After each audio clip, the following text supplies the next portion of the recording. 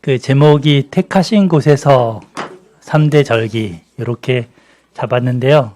신명기 이어지는 16장 부분입니다. 3대 절기가 뭐가 있냐면 이제 구약의 3대 절기, 유월절이 있고 맥추절이라고 있고 수장절이라고 있습니다. 뭐 아는 분들도 있겠지만 또 이제 처음 듣는 분들도 있는 것 같아서 그 유월절이라는 거는 6월달이 아니고요. 6월달에 있어서 6월절이 아니고 넘어갈 넘어갈 월. 그래서 패스오버, 영어로는 패스오버라고 합니다. 그러니까 그 하나님의 재앙이 이렇게 그 집에 피가 묻혀져 있는, 문 앞에 양의 피가 묻혀져 있는 집은 죽음의 사자가 넘어갔어요. 그 집에 큰아들을 죽이지 않고 그 집은 이렇게 살려두고 넘어가고, 그렇지 않은 집의 큰아들은 죽인 거죠. 그래서 이집트의 모든 큰아들들이 다 마지막에 죽어서 그 재앙으로 인해서 이제 바로 왕이 이집트에서 그 백성들을 풀어준 거거든요. 노예했던 데서. 그래서 이제 출애굽해서 나오게 되는 그런 절기를 기념해서 만든 게 6월절이죠. 이때는 1월 14일로 되어 있고, 이때부터 이제 또 무교절이라는 절기가 이어져요. 무교절은 뭐냐면 무교, 없다. 교는 발효된 누룩을 교라고 해요. 한자도 어려워요. 그러니까 누룩이 없는 이런 빵을 먹는 거예요. 맛이 별로 없죠. 그런 떡을 먹으니까. 근데 이게 왜 이렇게 먹었냐면 그 발효를 시키려면 시간이 필요하잖아요. 근데 시간이 빨리 나와야 되니까, 출애굽 촉박하니까 바로 나와야 되니까 그 누룩을 넣지 않고 바로 구운 다음에 그걸 먹고 출발해서 온 거예요. 그걸 기념해서 이제 이런 절기를 만들었고, 이제 그 무교절도 한 일주일 동안 지냅니다. 근데 이제 이 무교절을 보낼 때 또 어떤 절기가 있냐면 이제 초실절이라는 절기가 있어요. 근데 이 초실절은 출애굽 때 생긴 절기가 아니고 가나안 땅에서 생긴 절기입니다. 농사를 지으면서, 농사를 지을 때 겨우 내내 먹을 게 별로 없다가 처음에 이제 딱 그 추수를 하게 될 그 첫 단은 얼마나 큰 기쁨이 되겠습니까? 그래서 처음에 보리를 첫 단을 거둬요. 그래서 보리 추수의 그 첫 단이 이제 기뻐서 성전에 가서 하나님 앞에 감사의 제물로 드리는, 그리고 나서 이제 그 보리 추수를 계속 할 수가 있게 되는 거죠. 이때가 초실절인데 그때부터 40일, 그러니까 49일, 7일 곱하기 7일, 7이 49. 그렇게 셉니다. 세면서 이제 시작이 되는 절기가 맥추절.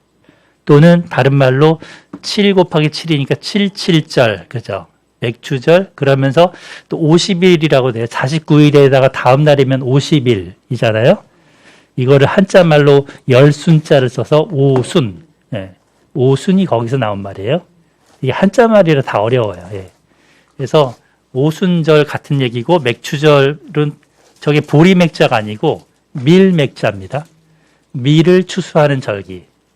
아까 초실절은 보리를 추수하는 절기고, 이거는 밀을 추수하는 절기. 그래서 이 절기 이름이랑 성격을 한번 보셔야 돼요. 이게 하면은 이제 3월 6일 정도 됩니다. 그때 절기고요. 그 다음에 가을의 절기가, 중요한 절기가 7월 달에 있는데, 저때 절기는, 저때는 여러 가지 저장을 하는 절기예요. 그동안 추수했던 것들을 창고에 들여놓고 가을철, 겨울철에 먹을 거를 다 절기를 이렇게 보낸 다음에 보내는 그런, 그래서 수장이라는 거는 저게 추수할 때의 수, 저장할 때의 장, 추수를 해서 저장하는 절기. 저것도 이름이 여러 개가 있어요. 장막절이라는 이름을 써요. 장막. 저 때는 사람들이 텐트를 다 집안 가까이에 다 세워요. 그래서 텐트 안에서 일주일을 보냅니다. 왜냐하면 광야에서 텐트 생활을 했거든요. 그래서 출애굽해서 40년 동안 그 광야 생활, 텐트한 생활을 기억하는 절기예요. 예, 가나안 땅에 들어가서도 우리 조상들이 이런 고생을 했어. 예, 보통 6.25 때 뭐 이렇게 먹던 음식 기리는 것처럼 예, 그런 절기. 예, 그래서 예, 장막절이라고도 하고 그 다음에 장막을 다른 말로 초막이라고도 합니다. 초막. 왜냐하면 위에다가 풀 같은 거를 이렇게 얹어놓고 이렇게 해요. 그게 풀초자. 예, 풀로 된 그런 초막. 예. 그래서 초막절, 장막절, 그리고 수장절 다 같은 얘기예요. 성경이 다 여러 가지 용어로 바뀌어서 나오기 때문에 다른 얘기가 아니라는 거. 자, 그래서 이 16장은 세 절기에 대한 율법입니다. 그래서 6월절과 무교절, 77절, 초막절에 대한 얘기가 나오고 세 절기에 대한 결론적인 권면이 나옵니다. 맨 마지막 부분부터 한번 봅니다. 맨 마지막 16, 17장 보면 네, 너의 가운데 모든 남자는 1년에 3번 곧 무교절과 77절과 초막절에 네 하나님 여호와께서 택하신 곳에서 여호와를 배웁고 빈손으로 여호와를 배웁지 말고 각 사람이 네 하나님 여호와께서 주신 복을 따라 그 힘대로 드릴지니라 했습니다. 이 세 절기 때는 하나님이 택한 곳으로 자기 집에서 가서 거기서 예배를 드리라는 거죠. 근데 뭔가 헌물을 가지고 헌금처럼 뭔가 가지고 와서 드리라는 거예요. 빈손으로 가지 말고. 자, 이 택하신 곳에서 했는데 그동안은 이 성막 주변에서 그냥 예배를 드렸습니다. 가나안 땅에 들어가기 전에는. 근데 들어갔을 때는 어딘가에 정해서 저 성막이 딱 놓여지고 각자 뿔뿔이 흩어져서 사는 거예요. 살다가 1년에 3번은 여기 모여서 같이 공동체적인 예배가 이루어지는 거죠. 저 장소가 처음에 어디였냐면 실로라는 장소였어요. 그래서 저기 르우벤과 갓 요 사이에 줄이 하나 있는데 거기서 이제 건너가서 이제 가나안 땅 들어간 다음에 저기 실로에서 저 성막을 설치를 해놓고 여기서 이제 제사장들은 생활을 하고 나머지 백성들은 다 흩어져 사는 거예요. 근데 이제 그 무교절이 되고 77절이 되고 초막절이 되면 한 번씩 세 번은 모이는 거죠. 예. 그래서 저 실로라는 장소를 한번 보면 여기가 실로입니다. 실로. 옛날에 장소의 유적지입니다. 예. 가운데 동그란 게 뭔지 알겠죠? 예. 기념관입니다. 예. 실로의 기념관인데 이 주변에 보면은 다 농경지긴 한데요. 그죠? 저기 예. 예루살렘인가요? 실로라니까요. 예루살렘이 멀어요? 밑에 지역이죠. 예루살렘은 유다 지파 쪽이니까, 유다 지파 쪽이고, 베냐민 넘어서 에브라임 땅에 실로가 있었어요. 그럼 예루살렘이 사해 쪽에 더 가까운 거예요? 그렇죠. 사해 쪽에 더 가까운 거죠. 예, 사해 쪽에. 예, 실로는 그 위쪽이고. 그래서 예루살렘에서 걸어갈 수 있는 거리예요? 당연하겠죠. 그러겠죠. 예. 걸어갈 수 있는 거리예요? 네네네. 여기 보면은 저 밑에 유적지들 보이시죠? 예, 여기도 유적지들 보이시죠? 예. 그래서 여기가 이제 실로의 기념관 집터들이고 유적들이 이렇게 발굴돼서 예, 나와 있습니다. 사무엘이 근무했던 근무지? 사무엘 때까지 여기가 성막이 있던 장소예요. 그러니까 여호수아 때부터 사무엘 때까지 사사시대를 거쳐서 그러다가 이제 이 실로의 엘리라는 제사장이 이제 그 성막에서 하고 있었는데 블레셋과의 전투 때 언약궤를 가서 뺏기고 언약궤가 돌고 돌다가 그 기럇 여아림이라는 곳에 갔다가 결국은 나중에 다윗이 예루살렘 성전 할 때 그 예루살렘으로 옮겨오는 거죠. 근데 이 실로에 있던 성막은 그대로 계속 있었던 거죠. 그러다가 그 솔로몬 때는 기드론인가 다른 지역에 또 성막이 생겨요. 그죠? 예, 실로가 아니에요. 또 거기는. 솔로몬 때는? 예. 그래서 솔로몬이 이제 성전을 예루살렘에 짓게 되는데 예. 움직여도 되는 거예요? 원래는 이제 실로가 계속 하나님의 택하신 곳이라고 했던 이 그곳은 실로였던 거예요. 예, 예. 예루살렘 전에는. 예. 자, 그래서 이제 그 1절부터 처음에는 유월절을 지키러 가는 부분에 대한 말씀입니다. 그래서 하나님이 자기의 이름을 두시려고 택하신 곳이라고만 모세는 얘기를 하고 있어요. 아무튼 그래서 요 6월절을 행하라. 1절에 보면은 아비브월을 지켜 네 하나님 6월절을 행하라. 보통 우리 1월에 이렇게 얘기하잖아요. 1월을 지켜 네 하나님 뭐를 지켜라 이렇게 할 수 있잖아요. 근데 여기는 그 달 이름이 있어요. 1월달 이름부터 12월달 이름까지 다 저런 이름을 써요. 아빕이라는 말을 아빕, 예, 우리나라 정월, 그죠. 섣달, 금은 뭐 이런 것처럼. 예. 그래서 성경을 보면 저렇게 아비벌 이렇게 돼 있어요. 예. 그때 이제 절기를 6월절을 지키는데 제사를 드리고 그때는 3절에 보면 무교병을 먹으라. 근데 그 무교병은 고난의 떡이라고 나오죠. 예. 고난의 떡. 예. 급히 애굽 땅에서 나올 때 맛없는 우리 성찬식 할 때 우리 양정우 집사님이 구워오잖아요. 무교병. 고소. 싶어. 그러게 맛이. 고난의 떡을 진짜 고난이지. 너무 힘들잖아. 무쇠에다가 구우려면 고난스럽잖아. 이때 이 무교절 때는 백성들이 사람들이 지금도 누룩을 집안에 있는 걸 곳곳이 다 찾아서 그걸 모아다가 태우는 예식을 해요. 그리고 그 국가 간에는 그 나라에 누룩이 없어야 되잖아요. 이거를 요르단에 팔아요. 누룩을 팔고 그런 계약을 맺어. 요르단은. 서류상으로만 판다며요? 실제로 하진 않고 서류만 서로 만나가지고 서류 사인 다 팔았다 사인하고 예. 안식일 끝나자마자도 서로 도로 가져왔다 하고 또 사인하는 그걸로 한다며. 눈 가리고 아무튼 이 율법에 대해서 되게 철저히 하려는 그런 거는 존경할 만하죠. 예. 자, 그래서 이런 그 택하신 곳에서 6월절 제물을 드리고 하라. 예. 이게 이제 그 각 종교 달력과 일반 달력 이렇게 되는데 아비벌이 저기 종교 달력 1월이고요. 그리고 우리로 치면은 여기에다가 한 2개월 반을 더하면 돼요. 2개월 반을 더하면 우리나라 달력이 돼요. 그러니까 1월 14일 정도 되면 우리나라는 3월 말경 정도 되는 거죠. 이때 뭐가 있을까요? 이때 기독교에 부활절이 있어요. 그래서 이 6월절이 곧 부활절 고난주간과 부활절하고 같은 날이에요.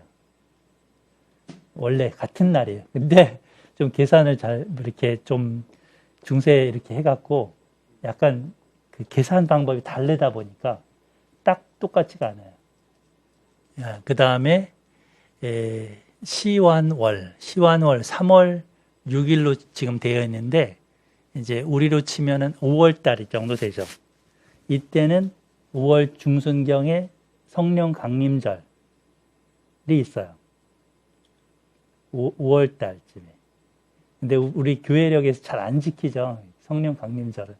근데 하여튼 같은 날이에요, 이게.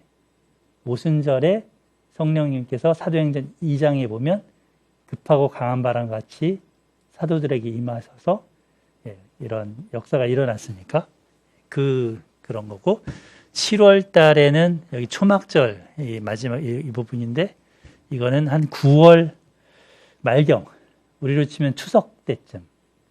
그래서 추석 때 우리나라 추석 8월 15일이 음력인데 이 사람들은 7월 15일이 이런 추석인 거예요. 추석.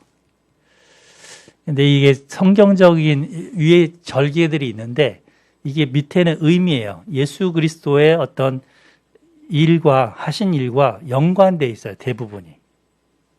6월절은 저 어린 양의 피가 이렇게 문 좌우에다가 발랐던 것처럼 예수님을 6월절 어린 양이라고 하시는 거예요.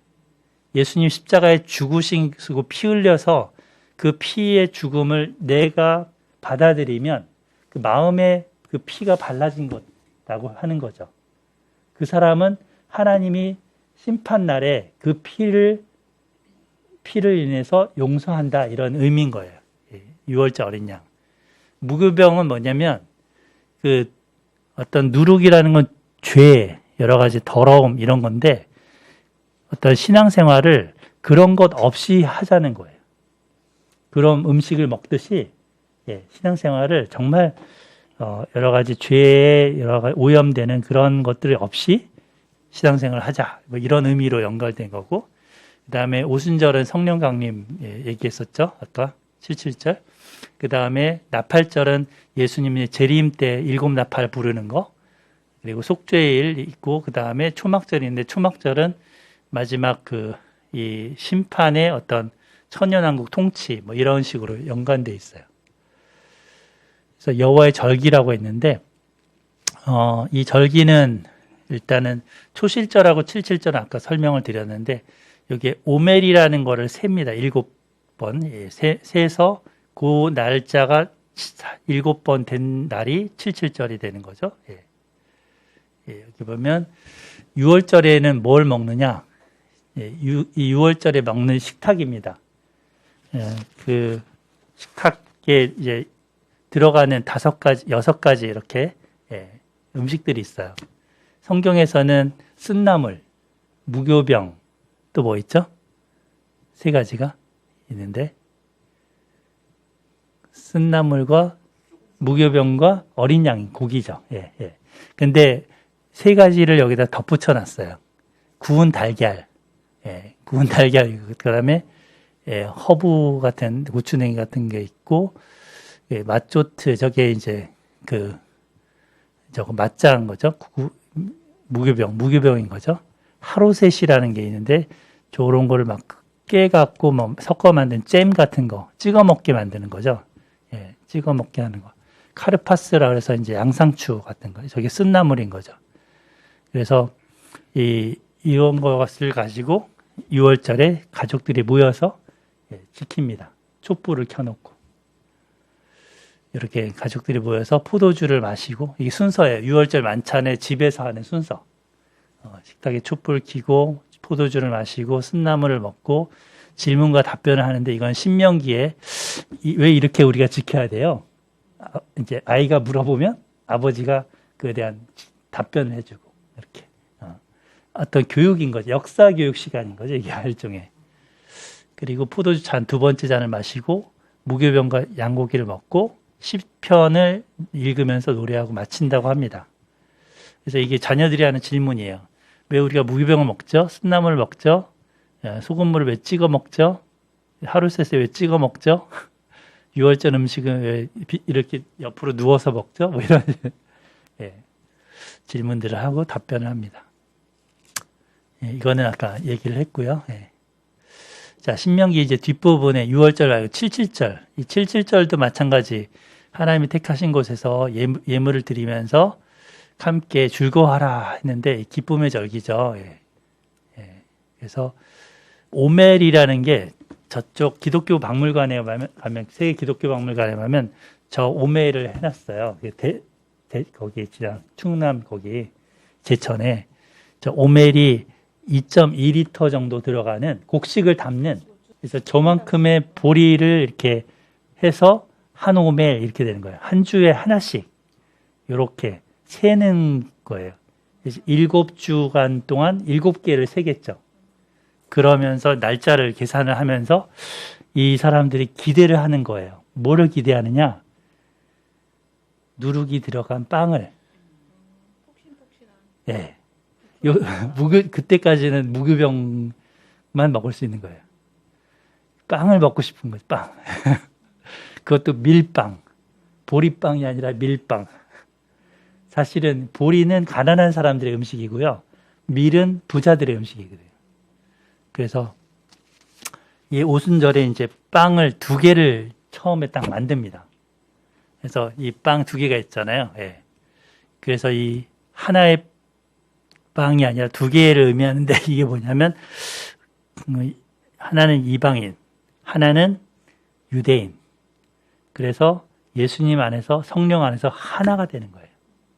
이게 교회가 처음에 생긴 날이 오순절이잖아요. 사도행전에서.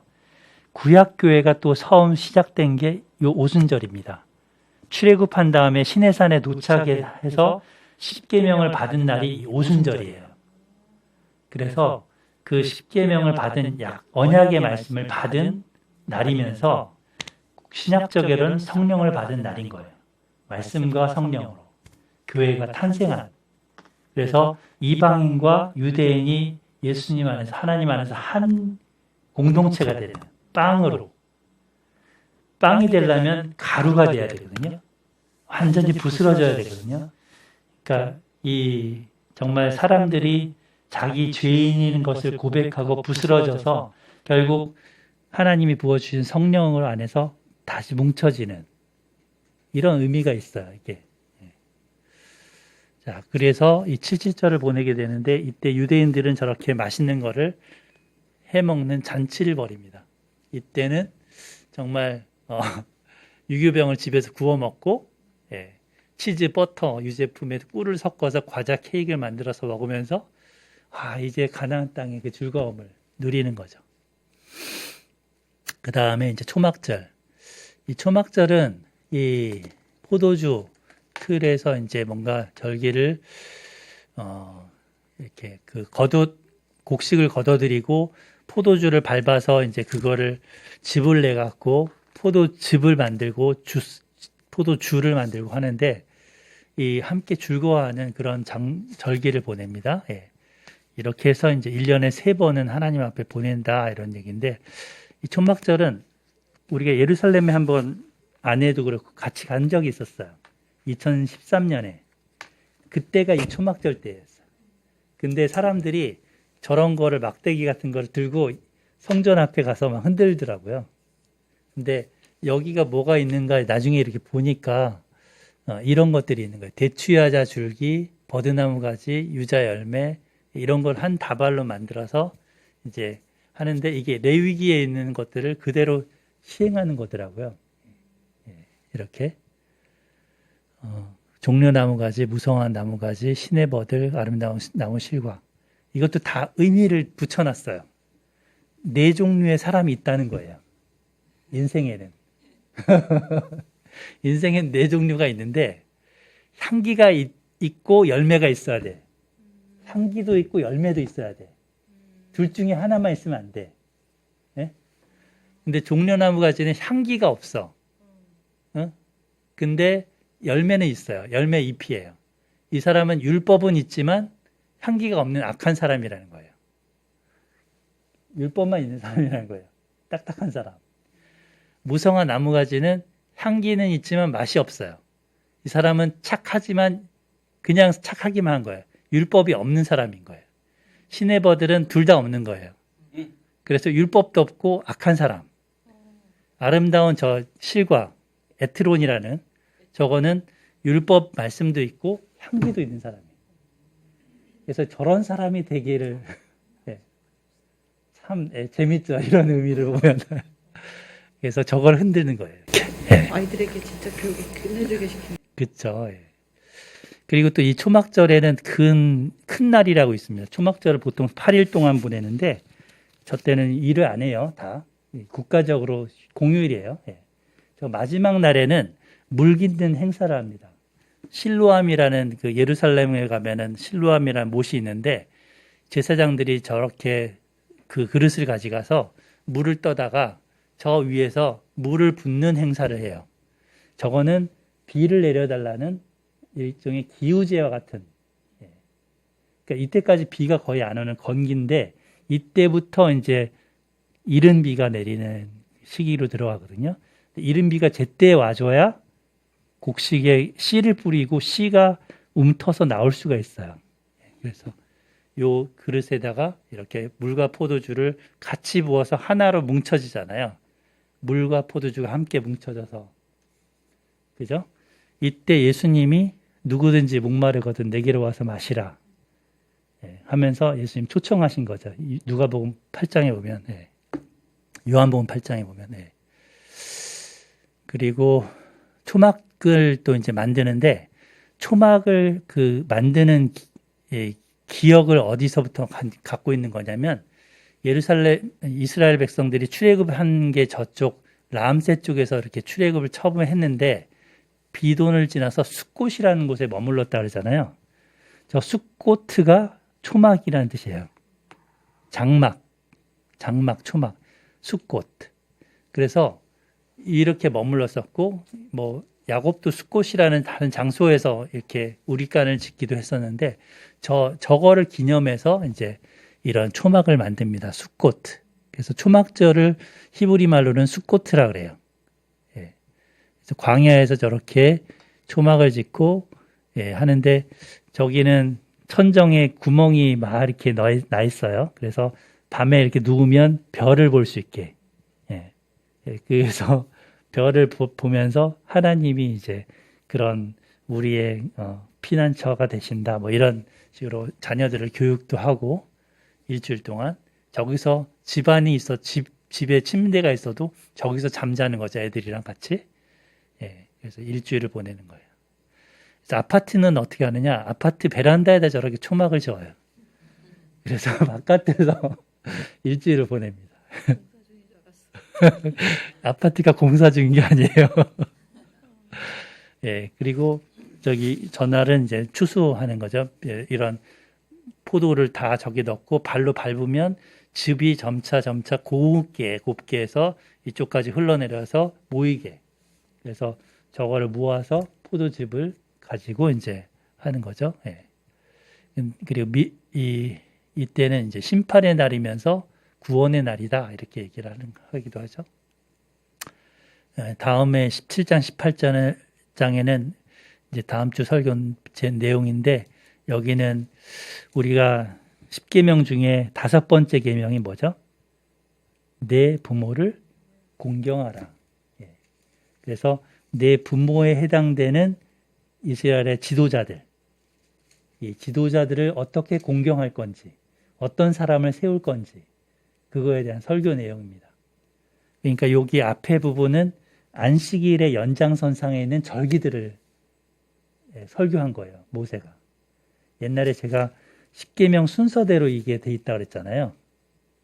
그 순서대로 지금 가고 있는 거예요.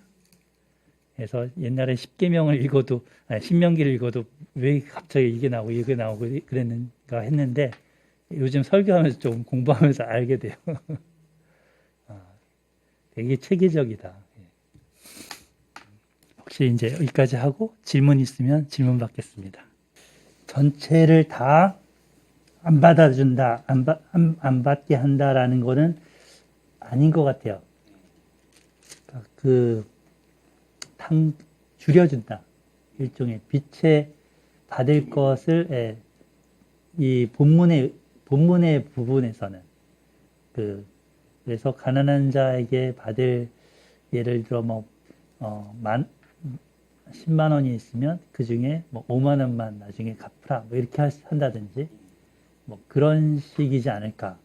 왜냐면은 번역상에도 그렇고, 이제 약간, 해석상의 그런 것도 그렇고. 그래서 그렇게 볼 수 있는데,